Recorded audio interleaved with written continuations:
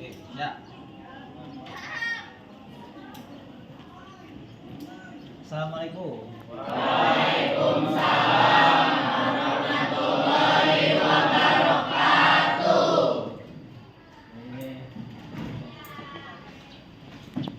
Bagaimana kabarnya hari ini anak-anak? Alhamdulillah.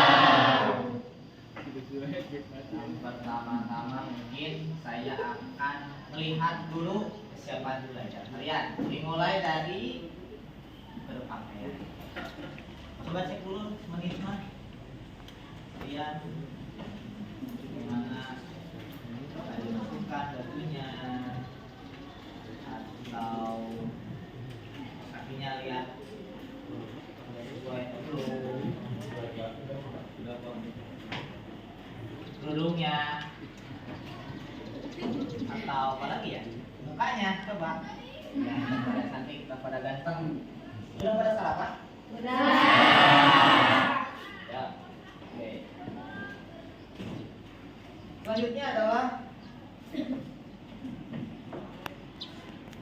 buku pelajaran, catatan, ballpoint, pensil, yang kayak gitu sudah ada di atas meja? Silakan. Silakan yang belum untuk dipersiapkan terlebih dahulu.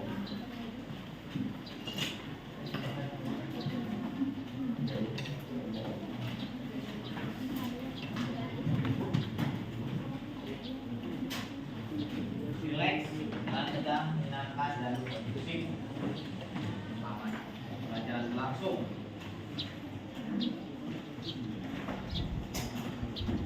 Ya, sudah. Selanjutnya kita berdoa dulu agar diberi kelancaran dalam pelajaran kali ini. Silakan kepada Saifullah untuk memimpin jalannya doa. Sebelum belajar, berdoa terlebih dahulu. Berdoa mulai.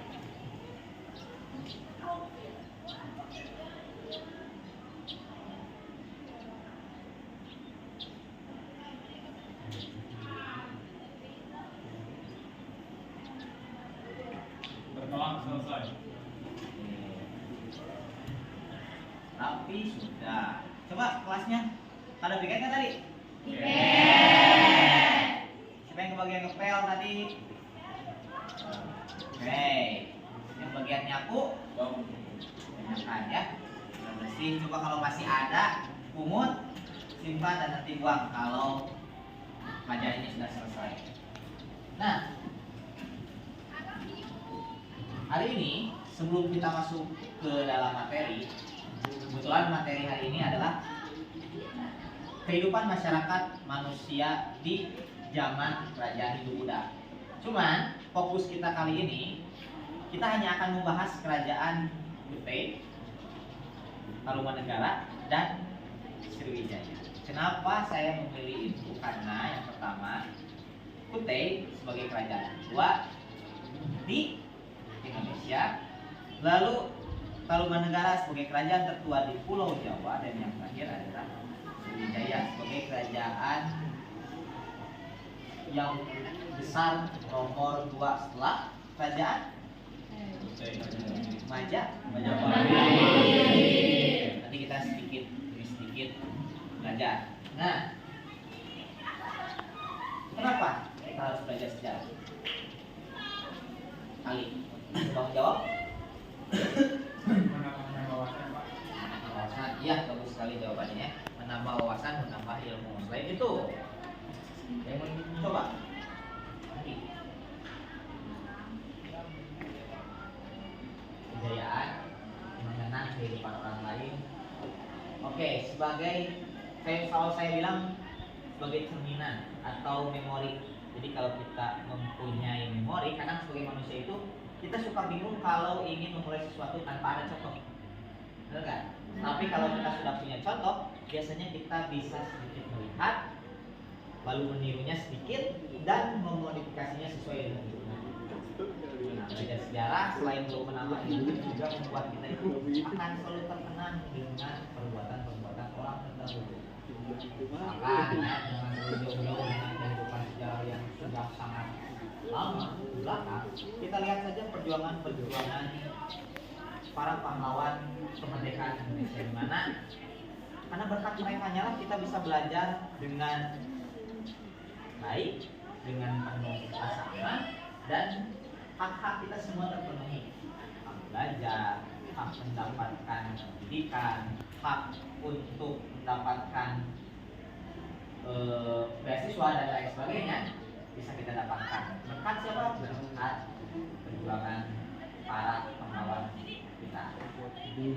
Nah, setelah itu kita akan masuk ke dalam. Oh iya, ini sebelum kita masuk mempelajari Kutai, Tarumanagara dan Sriwijaya, alangkah baiknya kita mendoakan teman kita yang sedang sakit. Istilah kebetulan semalam dia ada kabar kalau dia izin tidak masuk karena sakit.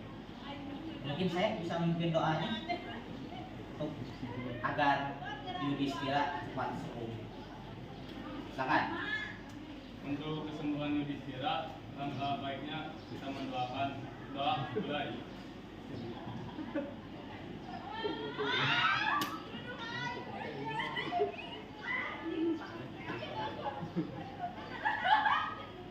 Doa selesai.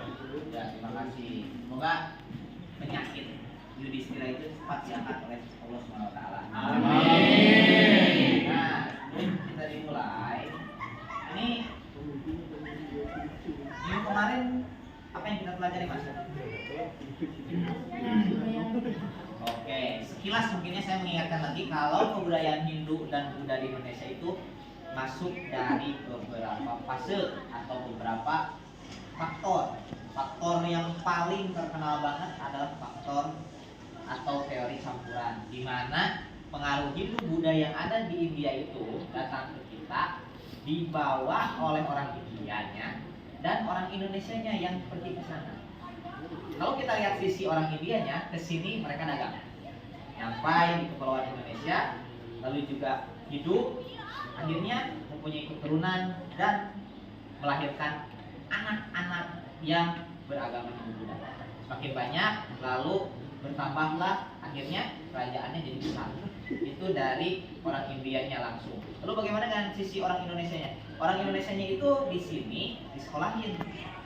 Jadi mereka yang pelajar di kerajaan Sriwijaya contohnya, mereka itu diberi beasiswa masa kita mah untuk belajar ke India. Setelah studi di sana, mereka balik lagi ke sini mengajarkan apa yang mereka dapat selama di India. Itu makanya disebut teori campuran. Baik, terima kasih Mas ya. Nah, sekarang kita akan belajar tentang kehidupan masyarakat di kerajaan-kerajaan Hindu Buddha di Indonesia. Sudah saya siapkan kartunya, juga sudah saya siapkan KKPD-nya dan bahan ajar.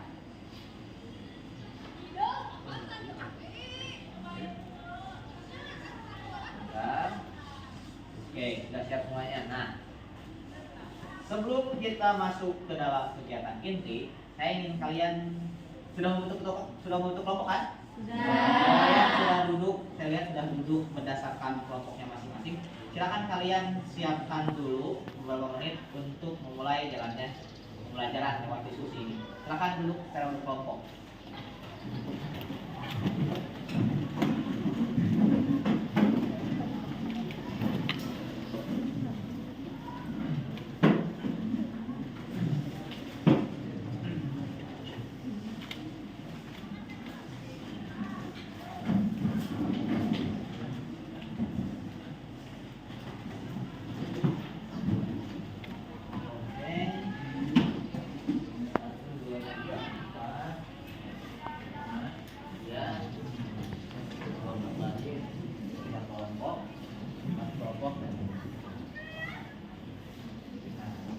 Bahan ajar yang saya berikan kemarin kan. Nah, sekarang saya akan memberikan sebuah tayangan kepada kalian sebelum kita masuk ke materi inti.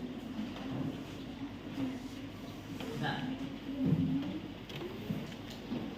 coba perhatikan dulu sebentar. Di depan kalian semua ada gambar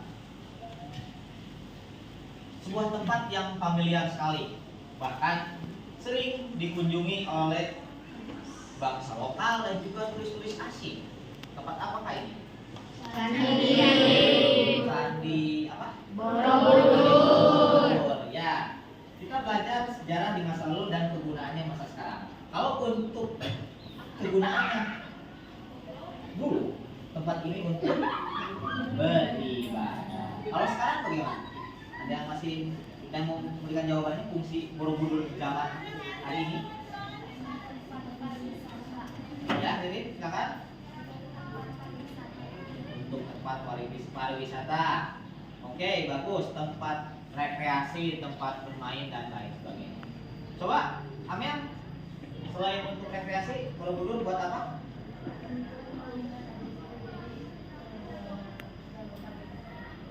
Oke, bagus. Ya, seperti yang saya tadi bilang, kalau kita punya bukti, kita itu kuat. Dalam artian gini, kenapa? Misalkan ada orang yang dituduh mencuri, misalkan. Kalau dia nggak ada bukti, berarti dia nggak salah. Makanya bukti itu adalah sesuatu hal yang penting. Jadi kalau ada pertanyaan, kamu tahu dari mana Hindu Buddha pernah ada di Indonesia? Kamu tinggal perhatikan ini atau ajak sama kamu dia ke sini. Ini sudah sangat membuktikan sekali kalau Indonesia pernah kedatangan, bahkan sampai sekarang kebudayaan Hindu Buddha ada. Bahkan hari liburnya pun kita ikut, hari besar mereka kita ikut libur dan tanggalnya merah. Gitu. Oke, nah ini adalah salah satu gambaran dari peninggalan kerajaan Hindu Buddha. Ini bekas kerajaan Mataram. Kita lanjut ke pelajaran intinya. Nah, di sini ada kerajaan Kutai. Kerajaan Kutai, saya tadi sebutkan kenapa saya pilih kerajaan Kutai kalau mana ya, karena Kutai itu adalah kerajaan paling tertua di Indonesia. Nah, kerajaan ini ada di tepi Sungai Mahakam. Kalimantan mana? Nah, ini seperti batu yang dipahat. Namanya adalah Yupa. Yupa itu apa? Nah, itu dari depan penjelasan secara singkat. Yupa itu adalah tubuh batu peringatan upacara kurban. Pak, apakah semua upacara kurban atau hanya upacara kurban aja? Nah, yupa yang ditemukan ini berisi tentang tulisan atau kenangan-kenangan masyarakatnya waktu itu. Jadi raja yang waktu itu memimpin ada dalam yupa yang berjumlah 7 buah. Isi yupanya itu ada yupa pertama berisikan sang Maharaja Purungga yang amat mulia, memiliki putra masyhur sang Aswawarman dan punya 3 anak. Sang Aswawarman adalah salah satu raja terkemuka. Nah, Purungga ini sesuai dengan dalam buku paket menjelaskan ke kita kalau Purungga itu adalah raja pertama dari Kutai. Lalu setelah itu dia punya anak yang bernama Aswawarman, dan Aswawarman memiliki 3 orang putra lagi yang bernama Mulawarman. Kita lanjut ke yupa 2, ini habis diterjemahkan oleh para ahli. Yupa kedua ini berisikan tentang informasi kalau waktu itu Mulawarman memberikan sedekah sebanyak 20.000 ekor sapi kepada para brahmana dalam upacara Waprakeswara. Dari beberapa info menyebutkan kalau jumlah tersebut pada saat itu adalah jumlah yang sangat besar.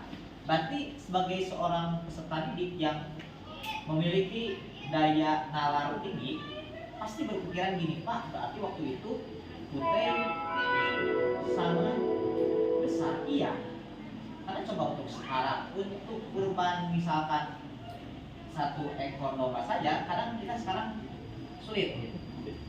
Iya kan?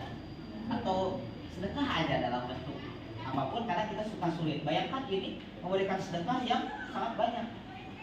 Berarti waktu itu kondisi masyarakatnya sudah terjawab, lalu kekayaannya sudah terjawab, lalu juga kita sudah mengetahui kalau raja ini adalah raja yang benar-benar sayang banget atau sangat nurut kalau dalam bahasa Sunda itu lekat terhadap agama Hindu karena dia memberikan sedekah ini kepada kaum Brahmana. Yang kita tahu kan kaum Brahmana itu adalah orang-orang pembuka agama, berikan sedekah. Lalu 5 IPA lagi, silakan kalian cari dan baca. Selanjutnya, ini ada raja-raja Kutai, Sudungga, Aswawarman, dan Mulawarman. Nah, beberapa informasi yang tertulis hanya 3 negara ini. 3 raja ini. Raja pertama, kedua, dan ketiga. Yang pertama Sudungga, kedua Aswawarman, dan yang terakhir yang paling besar juga adalah Mulawarman. Nah, di sini ada beberapa fakta unik. Kalau kalian notice, kalau kalian ingat, nama Kudungga, Aswawarman, dan Mulawarman bedanya hanya di kalimat atau di kata terakhir. Kenapa bukan Kudungga Warman? Menurut informasi yang saya baca, Kudungga itu adalah nama asli. Berarti agamanya masih lokal. Coba, saya mau nanya, agama atau kepercayaan awal Indonesia itu, masyarakat Indonesia itu apa sebelum datangnya Hindu Buddha? Animisme dan dinamisme. Ini adalah kepercayaan awal lokal penduduk kita, di mana percayaannya itu hanya kepada animisme dan dinamisme. Animisme itu contohnya seperti matahari. Nah, nenek moyang, lalu dinamisme bisa ke matahari, laut, gua, atau gunung. Nah, setelah masuk budaya Hindu Buddha, mulai ada istilah Warman. Jadi raja-rajanya itu pakai kata Warman ke sini sampai raja terakhir Mulawarman. Nah, itu sedikit memberikan informasi kepada kita ya, bahwa ternyata memang Indonesia itu sebelum adanya Hindu Buddha, mereka menganut kepercayaan lokal yang bernama animisme dan berikut adalah fakta-fakta kerajaan Kutai lahir abad ke-5, lalu juga dimulainya zaman aksara Indonesia, sumber keberadaan kerajaan Kutai berasal dari Jepang, dan yang terakhir kerajaan bertolak dari dulu tertua di abad ke-5 bareng dengan abad pertulisan di Indonesia. Masyarakat Indonesia mulai mengenal tulisan Hindu Buddha, Sanskerta itu sama yang Palawa mulai abad ke-5. Nah, di sini mereka belajar dari mana? Dari sini. Yupa-yupa di depan itu sudah dipahat, sudah dimodif sedemikian rupa. Mereka itu berarti sudah mengenal bahasa Sanskerta dan huruf Palawa. Kalau mereka sudah menulis ini, otomatis masyarakatnya waktu Kudungga, Mulawarman, dan Aswawarman mereka sudah mengenal bahasa tersebut. Next, ada kerajaan Tarumanegara. Nah, ini siapakah dia? Namanya dia banyak disebut di prasasti. Jadi waktu itu belum ada catatan dalam bentuk tulisan dalam buku ya. Hanya ada dipahat di monumen-monumen. Justru sekarang kan, kalau dulu mungkin mereka butuh yang kayak banner-banner kayak gini nih, siapa kayak baliho gitu tuh. Jalan ini diresmikan pada zaman tapi sekarang justru kita setelah modern kita kembali lagi seperti zaman ini. Seperti proses pembuatan jembatan itu seperti ada batu marmer yang diukir dan ditempel di semen lagi. Justru kita kembali lagi kan. Berarti bisa diibaratkan kalau ternyata kebudayaan dulu itu sangat menakjubkan. Dari awal aja tadi sudah saya tampilkan bagaimana mereka menempelkan batu sehingga jadi Candi Borobudur sebesar itu. Alangkah kagumnya kita gitu. Semen belum ada. Bahan apa yang mereka rekatkan gitu. Masih dalam proses penelitian. Siapakah dia?